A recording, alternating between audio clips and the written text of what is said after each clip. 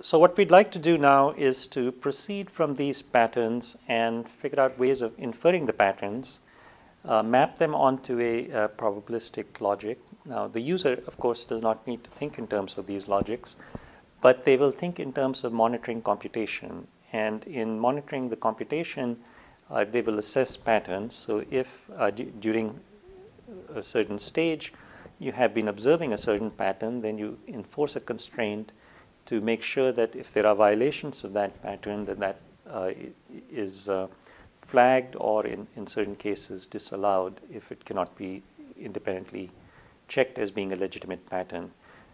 Moreover, when information or actors are migrating, we'd like to control the mobility in a way that is informed by the security constraints that are present in the different platforms on which it's running, whether these are virtual machines or whether they are UAVs and so on. So what we'd like to do is to ensure that the mobility is controlled and then policies are enforced so that information does not leak.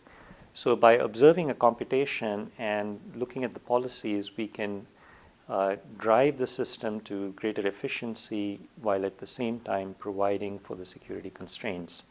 So this would require expressing the security constraints themselves as certain patterns that are then instantiated on particular platforms, depending on the conditions of that platform and depending on what else is happening. So the security constraints may also change dynamically, and as these change, we would enforce different constraints. So we want a system which dynamically enforces these constraints and uses the inferences of the types to provide for the enforcement of the patterns.